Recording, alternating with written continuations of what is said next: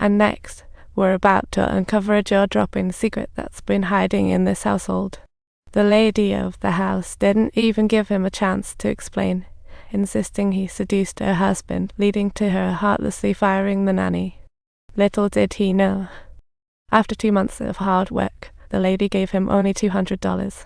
Feeling resentful, he decided to leave a special farewell gift for them. With the house unoccupied, he let the dog create on the carpet, then vandalized costly decor for the cameras. But soon, his cocky attitude was knocked down to size by the lady of the house's words, which branded him as a careless seductress with no. The lady never dreamed the Nana's words on tape would change her life forever. Annie was a top student at a prestigious university. But when it came to job hunting, she was hitting roadblocks everywhere. So lost, she even pictured herself as an old-timer in the park, accidentally locking eyes with him.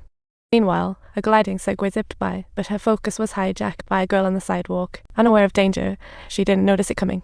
At the critical moment, Annie lunged and grabbed the boy. She averted disaster, and the kid was just shaken, clinging to her like a life raft, before his mom swooped in moments later. Annie quickly noted that the woman sported some serious designer threads, clearly a wealthy East Side lady. Mistaking Anna's voice for that of the nanny, Mrs. Laura thought she had found her new help.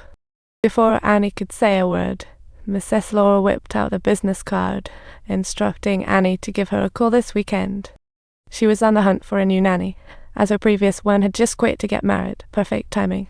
This unexpected twist left Annie flustered. Before she could gather her thoughts, a lineup of wealthy ladies started handing her business. These ladies, all desperate for childcare help, piled up cards in Anna's hands, and she felt a rush of internal conflict. Sure, nannying wasn't in her life plan, but desperate times called for desperate measures. So, she agreed to Mrs. Laura's offer, completely unaware that this decision would not only change her life path, but also peel back the layers of lies. On her first day on the job, the house manager kindly warned Annie not to have high hopes, as Mrs. Laura was incredibly strict. A single misstep could lead to the door, not to mention romance during work hours. The last nanny lost her job for tying the knot.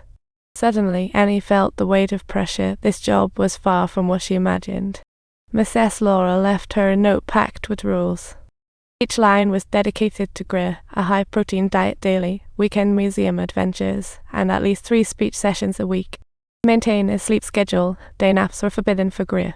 As Annie stared at the daunting guidelines, words crept in. Doubts flooded her mind. Could she really manage this role and meet Mrs. Laura's sky-high demand? Yet, she couldn't conceal her excitement entering the mansion twice her home size. Donned with imported furniture and a wall of designer heels in the closet, one pair alone could keep her in shoes for a year. Plush Tempur-Pedic bed and luxury jacuzzi filled her with dreams, yet she knew none of it was meant for. Unfortunately, that lavish guest room wasn't her bedroom. She was stuck in the cramped supply closet, with a rumbling washing machine for company. Anna's first duty? Picking up Greer from school. She showed up at 2:15 sharp as per the note. But school ended at 2:45, and she patiently waited outside. Before long, nannies of all kinds started to gather. After school, kids sweetly found the nannies, except Annie, still seeking Greer with no sign of him. A well-meaning nanny on the side warned her about Miss Greer. Just then, she got a swift kick. Guess who? It was Greer. Greer fiercely resisted Anna's coming, only wanting his old nanny. He got home, but lay in the elevator, refusing to move. And then, while Annie wasn't looking, he yanked her pants down.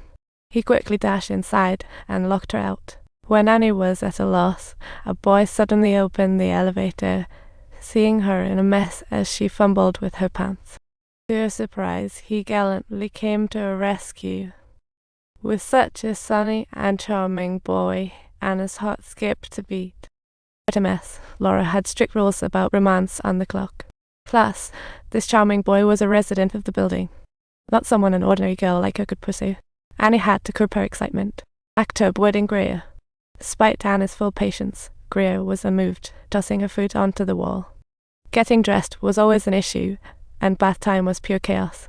Annie still hadn't sorted things out with Greer.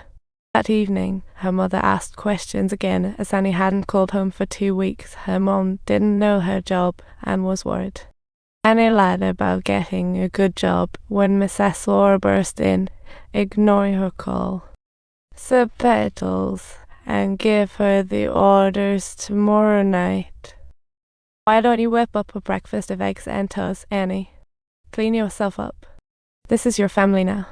To hide her secrets from Mom, Annie had no choice but to hang up. In a hurry, she abruptly hung up. But what stressed her out even more was French cuisine, so many complex and precise timing, and the little master's urging left her clueless. Finally, she succeeded after hard work. But oops. She accidentally knocked over the plate phone. No, Mom, I'm in trouble. Annie, fed up, exploded, placing jam before Greer, who whined. Mom says no. Mommy knows it's yummy. Mr. Saul, just try it. She coaxed. With Anna's encouragement, Greer hesitantly took a spoonful and popped it in. It was his first taste of rebellion, as well as his first experience of a delicious dessert. In that moment, their bond began to sweetly blossom over a